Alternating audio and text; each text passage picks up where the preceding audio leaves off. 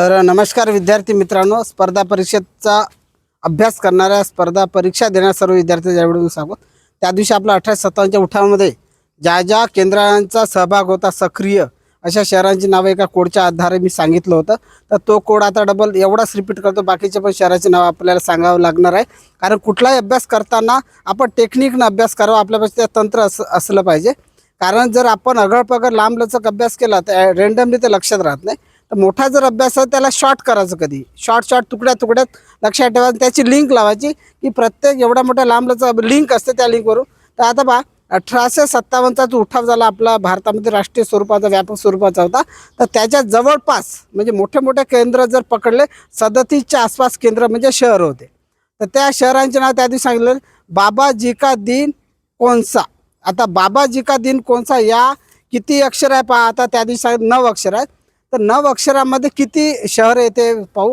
आता पहिला जो बा आहे तो पहिला बा बराकपूर आहे, दुसरा बा आहे बहरामपूर आहे, आणि नंतरचा जो जी आहे ना, जी मध्ये 2 आहे, एक जबलपूर आहे, दुसरा जगदीशपूर आहे.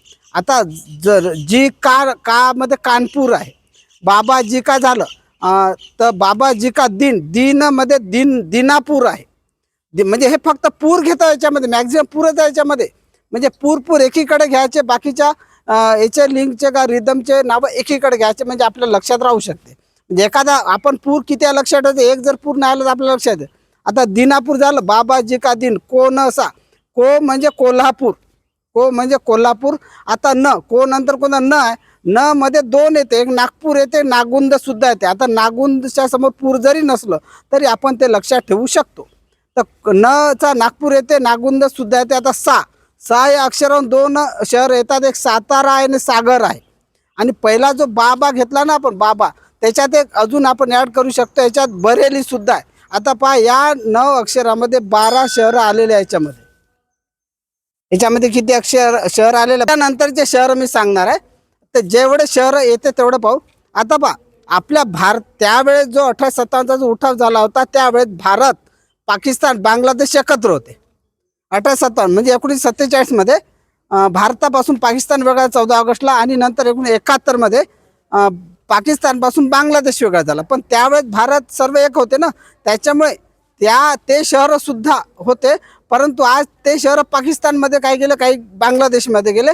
ते शहर आपण पाकिस्तान बांगलादेश म्हणजे लक्षात ठेवायचे, कारण एवढे लांब लचक लक्षात ठेवण्यापेक्षा असे आपल्याला चांगले लक्षात राहत.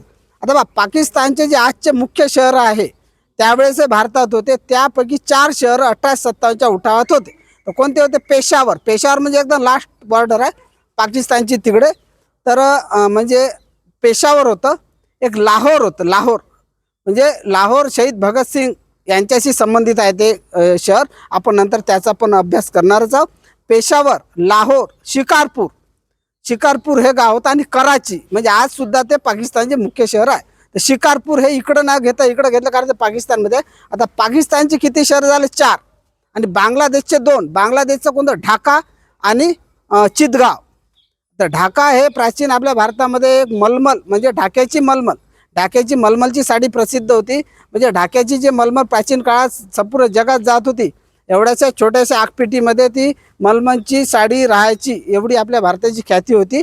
आणि इंग्रज आले, आणि त्यांनी नंतर आपले जे कुटीर उद्योग धंदे होते खेड्यापाड्यातले सर्व, त्यांनी ते मोठे कारखाने आले, इथले कारागीर बेकार झाले. हा आपण 1857च्या उठावामागचं एक महत्त्वाचं कारण, याच्यानंतर आपण चर्चा करणार आहोत. पण आता हे किती शहर झाले? आता पहिल्या लिंकमध्ये 12, आणि पाकिस्तानचे 4, आणि इकडेचे किती? 2.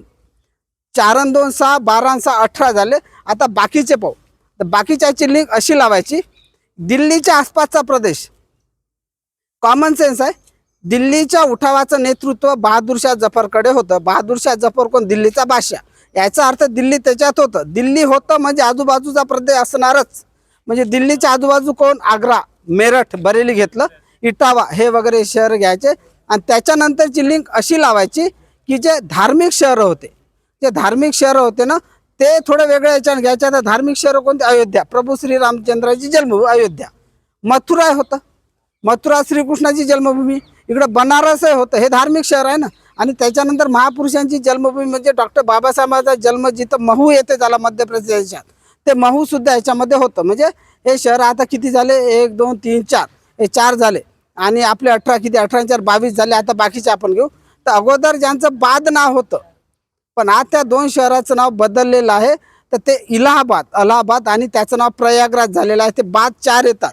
आणि दुसरं औरंगाबाद, ज्याचं नामकरण छत्रपती संभाजीनगर असं झालेलं आहे.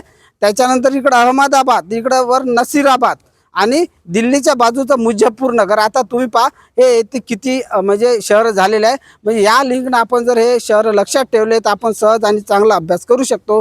कारण आपल्या भारतात अगोदर तर्कशास्त्र विषय शिकवला जायचा नालंदा विद्यापीठात. आपण तर्कशास्त्राचे विद्यार्थी व प्राचीन काळामध्ये त्यांचा DNA आपल्यात आज आहे. भले ते विद्यापीठ जाळलं, पण त्यांचा DNA, त्यांची जी बुद्धी आजही अनुवंश परंपरेने आपल्याकडे येत आलेली आहे. आणि आपल्याला तशाच पद्धतीने अभ्यास करायचा आहे. यानंतरच्या व्हिडिओसाठी नक्कीच भेटू. धन्यवाद.